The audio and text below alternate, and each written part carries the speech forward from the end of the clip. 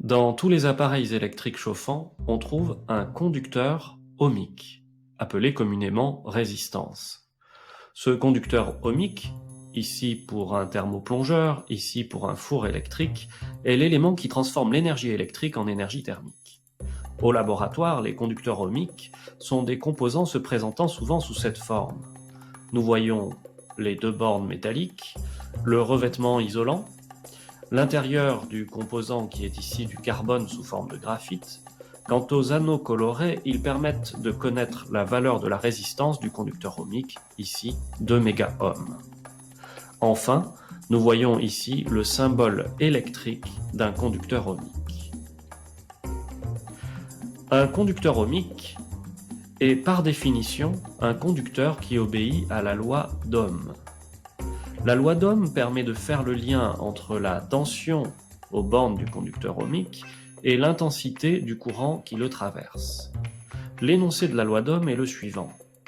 La tension UAB aux bornes d'un conducteur ohmique de résistance R parcouru par un courant d'intensité I est donnée par la relation UAB égale R fois I, avec UAB la tension aux bornes du conducteur ohmique en volts, I, l'intensité du courant qui le traverse en ampères, et R, la résistance du conducteur ohmique en ohms.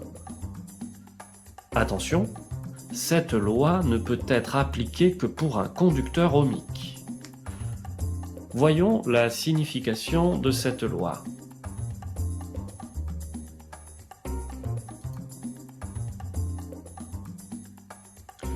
La loi d'Ohm est rappelée ici.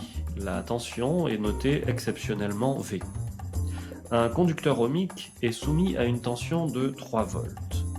L'intensité du courant qui le traverse est égale à 30 mA. Que se passe-t-il si on augmente la tension à ces bornes? Intuitivement, on pense que l'intensité du courant doit augmenter. Passons de 3 volts à 6 volts. L'intensité passe alors de 30 mA à 60 mA. L'intensité augmente bien, mais ce qu'il faut observer, c'est la nature de cette augmentation.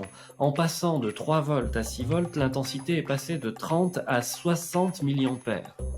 Conclusion, si la tension aux bornes du conducteur ohmique double, alors l'intensité du courant le traversant double aussi. C'est une relation de proportionnalité. La loi d'Ohm nous dit que la tension aux bornes du conducteur ohmique est proportionnelle à l'intensité du courant le traversant.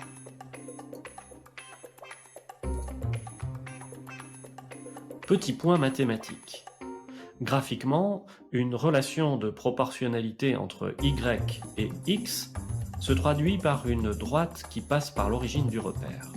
Cette droite a pour équation Y égale A fois X. Un mathématicien parle d'application linéaire. A s'appelle le coefficient directeur de la droite. Voici ce qu'on obtient pour un conducteur ohmique. Ce graphe présente la tension U sur l'axe des ordonnées en fonction de l'intensité I sur l'axe des abscisses. C'est bien une droite qui passe par l'origine. La tension est proportionnelle à l'intensité. Cela veut dire que si on multiplie la tension par, disons, 5, alors l'intensité va, elle aussi, être multipliée par 5. Pratique. Si on connaît la tension aux bornes du conducteur ohmique, on peut en déduire l'intensité du courant le traversant à l'aide de ce graphe. Mais quelle est l'équation de cette droite? Elle est forcément du type Y égale A fois X. Sauf qu'il faut remplacer Y par U et X par I, ce qui donne U égale A fois I. Mais à quoi correspond le coefficient directeur de la droite? Ce coefficient est égal à la résistance R du conducteur ohmique. On retrouve ainsi notre fameuse loi d'Ohm, U égale RI. La résistance R, qui s'exprime en ohms, est une caractéristique du conducteur ohmique. Elle dépend du matériau et de la géométrie du conducteur ohmique, et dépend aussi plus ou moins de la température. Pour une tension d'alimentation donnée, plus la résistance du conducteur ohmique est grande, plus l'intensité du courant le traversant est faible. Et inversement, on diminue la résistance, on voit que l'intensité augmente. Introduire un conducteur ohmique de résistance variable est donc un bon moyen de contrôler l'intensité du courant dans un circuit. La résistance d'un conducteur ohmique se mesure à l'aide de la fonction ohm-mètre d'un multimètre. Cette mesure doit être effectuée à l'extérieur du circuit. Un conducteur ohmique n'est pas polarisé. Le sens de branchement de l'ohm-mètre n'a aucune importance. Intéressons-nous maintenant à la puissance électrique absorbée par un conducteur ohmique. Première information importante, la puissance électrique reçue par un conducteur ohmique est intégralement convertie sous forme thermique et rayonnante. On appelle ce phénomène l'effet Joule. Voyons de quoi dépend la puissance électrique dissipée par effet Joule. On a un conducteur ohmique soumis à une tension UAB et parcouru par un courant d'intensité I. Le conducteur ohmique a une résistance R. La puissance électrique peut être exprimée par la relation P égale UAB fois I. L'utilisation de cette relation ne se réduit pas au conducteur ohmique mais peut être appliquée à n'importe quel dipôle. Mais pour le conducteur ohmique, on a une relation spécifique, laquelle? La loi d'Ohm. Ici, UAB égale R fois I.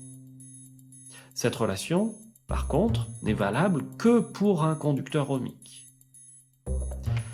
Remplaçons UAB par R fois I.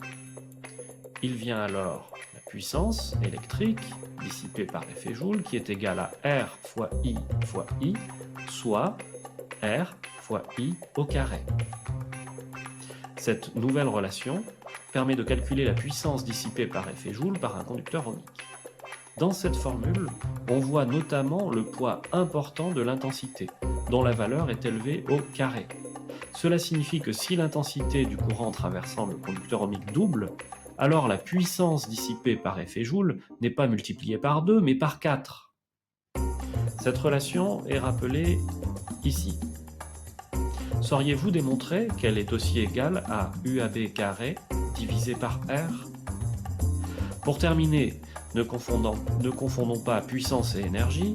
La puissance est la vitesse à laquelle l'énergie est produite ou consommée. Du coup, pour obtenir l'énergie dissipée par effet Joule, il suffit de multiplier les relations précédentes par la durée T.